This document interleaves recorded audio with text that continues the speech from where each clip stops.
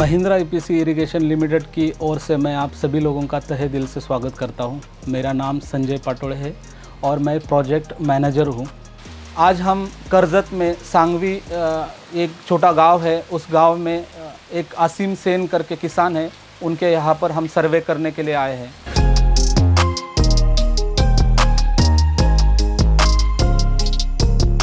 ये सर्वे हमने 6 जून को हमने किया था और उस दौरान हमने पॉली हाउस और ओपन फील्ड का सर्वे किया था।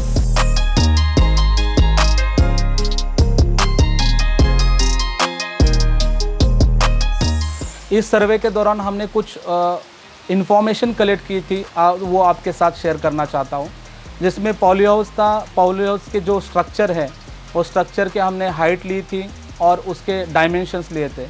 अंदर जो भी रेस बेड बनाए हैं उनके नंबर ऑफ़ बेड्स कितने हैं और उसका बेड का डायमेंशन कैसा है, ये सारी इन्फॉर्मेशन कलेक्ट करके हमने उसका इरिगेशन डिज़ाइन बनाया था।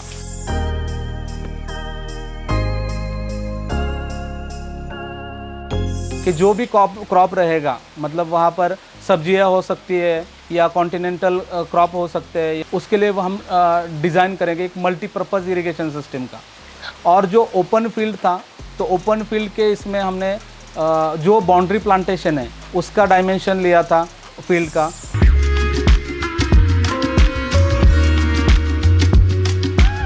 और जो इंटर क्रॉप के लिए 2 प्लॉट बनाए थे, उसके पूरे डिटेल लेके हम इरिगेशन नेटवर्क डिज़ाइन कर रहे हैं।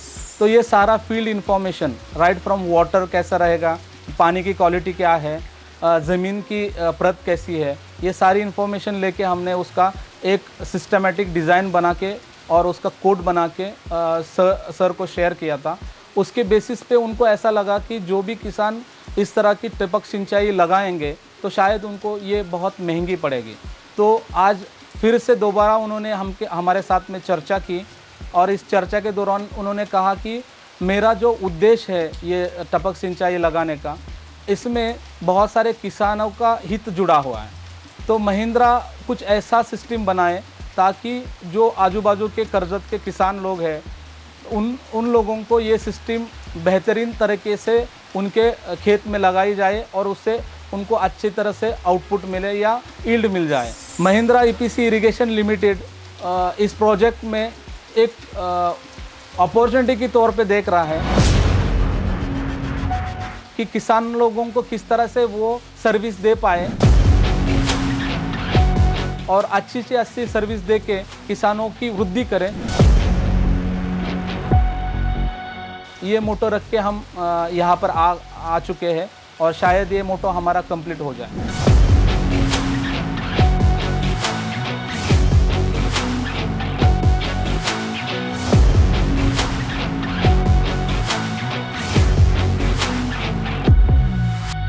यहाँ पर हमने सबमर्सिबल का पानी का स्टोरेज एक प्लास्टिक टैंक में किया हुआ और ये टैंक से हम मोटर के साथ में कनेक्शन करने वाले हैं और मोटर के बाद में हमारा फिल्ट्रेशन यूनिट रहेगा और इसके बीच में फर्टिगेशन यूनिट भी जोड़ा जाएगा।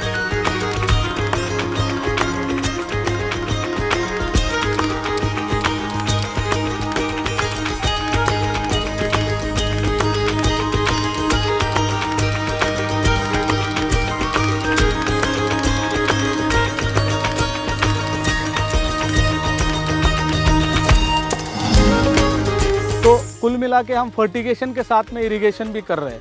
तो ये सारी सिस्टम जो है हम धीरे धीरे आगे स्प्लिट वीडियो में देखेंगे कि सबमेन क्या होती है, मेन लाइन क्या होता है, सबमेन के वॉल किस तरह से ऑपरेट किए जाते हैं, इनलाइन सिस्टम क्या होती है, स्प्रिंकलर सिस्टम क्या होती है और पॉली हाउस में बेड के ऊपर किस तरह से इनलाइन बिछाए जाते हैं, ये आगे जाके हम देखने वाले हैं।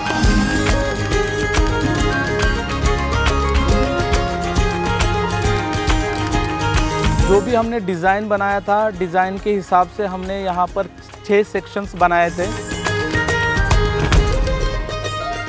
और 6 सेक्शन को इंटरकनेक्टिंग जो लाइन रहती है उसको हम मेन लाइन कहते हैं। यहाँ से आप सीधा देख रहे हैं कि ये मेन लाइन है और मेन लाइन को कनेक्ट करके हमने यहाँ पर सब मेन जनरेट किए हैं।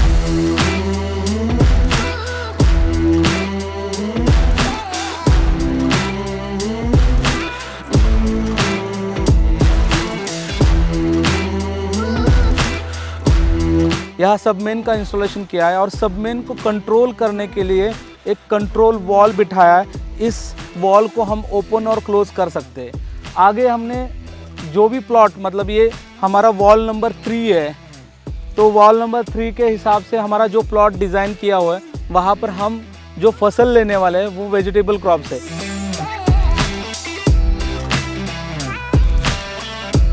मल्टीपल क्रॉपिंग सिस्टम के लिए हमने ये सिस्टम डिज़ाइन किया हुआ है।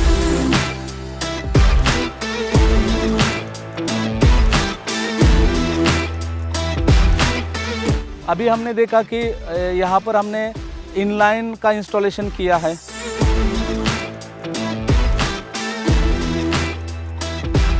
यहाँ पर वेजिटेबल क्रॉप्स लिए जाएंगे, अलग अलग फसल्स लिए जाएंगे, मल्टीपल क्रॉप सिस्टम है। इनलाइन मतलब जहाँ पर क्लोज स्पेसिंग क्रॉप्स होते हैं, ज़्यादातर वहाँ पर हम इनलाइन ड्रिप सिस्टम यूज़ करते हैं। ये एडवांस इरिगेशन सिस्टम है और यहाँ पर हमने 4 फीट के ऊपर इनलाइन बिछाई हुई है।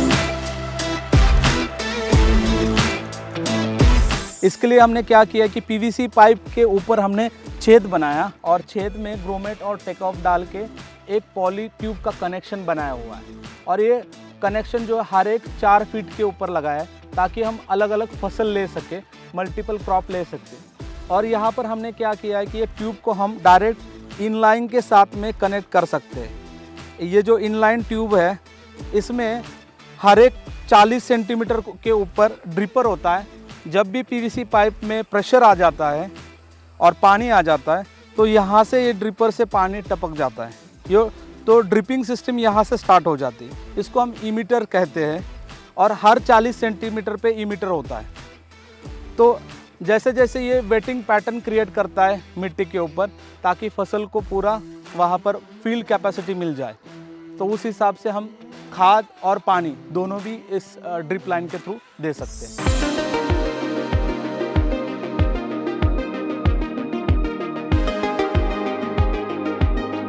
और अभी हम सेकंड डेमोस्ट्रेशन ले रहे हैं यहाँ पर, वो माइक्रो स्प्रिंकलर के ऊपर है और micro sprinkler 4 metre by 4 metre के ऊपर हम लगा रहे हैं।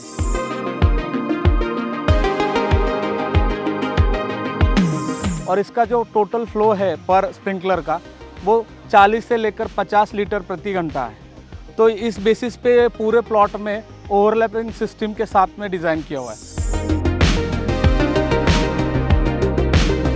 तो इसमें भी हम अलग अलग फसल्स ले सकते हैं। इसे मल्टीपल स्पेसिंग के लिए हमने उसको डिज़ाइन किया हुआ है। ये हमारा सेक्शन नंबर 2 है। यहाँ पर हमने सेकंड नंबर का वॉल डिज़ाइन किया हुआ था।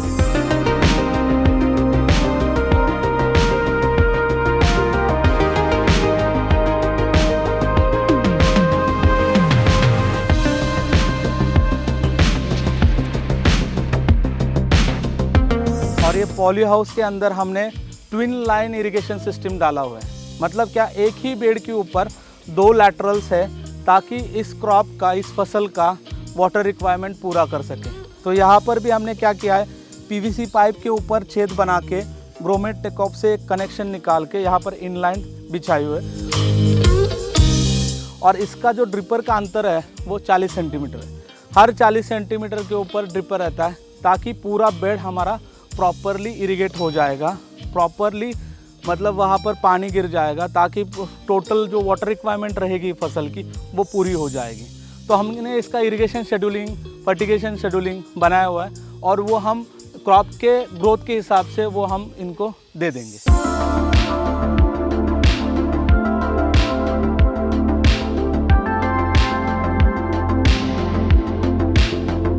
इस प्रोजेक्ट के अंदर एक यूनिकनेस ये है कि हम इसको ऑर्गेनिक फार्मिंग के तौर पे देख रहे हैं और सारा ये इरिगेशन टेक्नोलॉजी है या फर्टिगेशन टेक्नोलॉजी है, इसमें हमने जीवामृत का यूज़ किया है।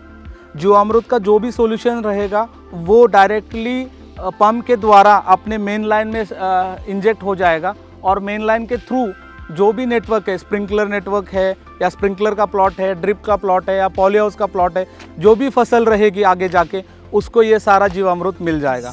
अभी मतलब इंस्टॉलेशन पूरा होने के बाद में हम ऑपरेशन शेड्यूल इनको बताएंगे, मतलब डिज़ाइन के हिसाब से कौन सा प्लॉट ए नंबर से लेकर A, B, C, D जितने भी प्लॉट हमने डिज़ाइन किए उसका एक पर्टिकुलर इरिगेशन टाइम हमने डिज़ाइन किया हुआ है। तो इस हिसाब से उसका ऑपरेशन टाइम होता है और वो फील्ड उतने टाइम तक वो चलता है इरिगेशन। तो ये सारी प्रोसेस जो है एक बार किसान भाइयों को हम फिज़िकली प्लॉट पे समझा देते हैं कि वॉल नंबर 1 को आधा घंटा चलाना है, 15 मिनट चलाना है, 20 मिनट चलाना है। ये शेड्यूल जो होता है कि क्रॉप की ग्रोथ के हिसाब से होता है, ये शेड्यूलिंग हम उनको देते हैं और उस हिसाब से वो काम करते हैं। ये हो गया ऑपरेशन के बारे में। सबसे महत्वपूर्ण चीज़ ये है कि जब भी हम ऑपरेशन करते हैं तो ऑपरेशन के सर्टन टाइम के बाद में उसमें मेंटेनेंस आना शुरू हो जाता है। तो प्रिकॉशनरी मेंटेनेंस क्या लेना है, तो डेली बेसिस पे हमें स्क्रीन फिल्टर को साफ़ करना है। जो भी एलिमेंट है उसको निकाल के उसको क्लीन पानी के साथ में उसको क्लीन करें। दूसरा है कि डेली बेसिस पे उसका एक ड्रेन वॉल दिया हुआ है, उसको खोल के प्रेशर से उसको साफ़ करें। तो ये बहुत ही मिनिमम लेवल पे उसका मेंटेनेंस करेंगे तो सिस्टम बहुत अच्छी तरह से इफेक्टिवली काम करे। ये हो गया फिर हेड यूनिट के पास में उसका मेंटेनेंस। आगे फील्ड में हमें क्या करना है, एक तो सबमेन के ऊपर जो फ्लश वॉल होते हैं उसको हमें खोल के साफ़ करना है ताकि जो भी पाइपलाइन में मिट्टी कचरा आ गया है वो पाइपलाइन से बाहर जाए। और उसके बाद में लैटरल के एंड कैप होते हैं, जो ट्यूब ब्लैक कलर की ट्यूब लगाई हुई है उसके एंड कैप निकाल के, मतलब उसको 5-6 लैटरल के एट अ टाइम निकाल के एंड कैप उसको क्लीन करना है प्रेशर के साथ में। ना कि आप सभी लैटरल के एंड कैप निकाल देंगे ताकि प्रेशर उसमें बिल्टअप नहीं होगा और वो क्लीनिंग प्रोसेस कंप्लीट नहीं होगी। तो आपको क्या करना है कि सर्टन स्लॉट में 5-6 लैटरल को खोल के उसे साफ़ कर देना है। तो इस तरह से आप अगर सिस्टम को रेगुलरली मेंटेनेंस के अंदर क्लीन अप करेंगे, फिल्टर, लैटरल और फ्लश वॉल, तो उसकी लाइफ और परफॉर्मेंस भी इम्प्रूव हो जाता है। तो ये इन सारी चीज़ों से हम 2 चीज़ें अचीव कर सकते हैं। एक तो फसल को टाइमली वाटर रिक्वायरमेंट जो भी रहेगा, पानी की ज़रूरत है वो पूरी हो जाएगी और खाद की रिक्वायरमेंट भी पूरी हो जाएगी।